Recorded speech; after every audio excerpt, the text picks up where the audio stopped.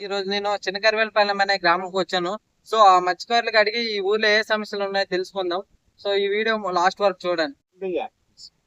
మాకు మాత్రం బోర్లు కట్టిన దగ్గర 20 లక్షల రూపాయలకు ఆస్తి అవుతుంది. ఆ ఆస్తి మునిగిపోయినా సరే రూపాయి ఆదాయం రావట్లేదు. ఇన్సూరెన్స్ మాత్రం ప్రభుత్వం నుండి మాకు ఇప్పిస్తే చాలా మంచిదని కోరుకుంటున్నాము. పేదలు మేము మాత్రం మత్స్యకారులు ఏటకెళ్ళి కేరళలు కొట్టుకుని 10 కుటుంబాలు వేసుకుని 20 లక్షలు 30 లక్షలు పెట్టుబడి పెట్టుకుని వలస నష్టమైపోతున్నాము. కానీ అప్పుడు ప్రభుత్వం నుండి రూపాయి రావట్లేదు. రెండు ప్రభుత్వం మాకు ఆదుకోవాలని కోరుకుంటున్నాం. ఇంకా 4వ నెల 10వ తారీఖు బంద్ అయిపోతున్నాం వేటలు. మాకు 5వ నెల లాస్ట్ వరకైనా మాకు ఏటల అవకాశాలు ఇస్తే చాలా బాగుంటుంది. మాకు మాత్రం ప్రతి మత్స్యకారుడికి ఏదైనా మినీ చెట్టు అనేది అవసరం. మాకు ఇబ్బంది పాలెంలో పక్క మినీ చెట్టు అనేది కావాలి. నెక్స్ట్ ఊరికి వచ్చామంటే కరెంట్ చాలా బాబులు మాకు కరెంట్లు రోడ్లు నీరు మాకు అందుబాటులో ఉంటే చాలా మంచిది. వలసల కంటే మాత్రం ప్రభుత్వం చూడాలని కోరుకుంటున్నాం.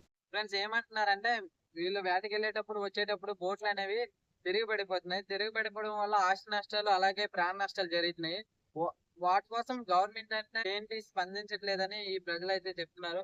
సో మీ వీడియో చూసిన ప్రతి ఒక్కరు గవర్నమెంట్ దృష్టికి వెళ్ళేలా అయితే ఈ వీడియో షేర్ చేయండి. ఇంకో విషయం ఏంటంటే ఈ ఊర్లో కరెంట్ స్తంభాలు విద్యుత్ సౌకర్యం బాగా లేదనమాట. వైర్లు తెగిపోవడం వల్ల ప్రాణాలు కూడా పోతున్నాయి అని చెప్తున్నారు. సో గవర్నమెంట్ ఈ వీడియో చూసి మన చినకరవేలపాలెం గ్రామం సమస్యలను మీ దృష్టిలో పెట్టుకుంటారని మేము అందరం కోరుకుంటున్నాం. Thank you all.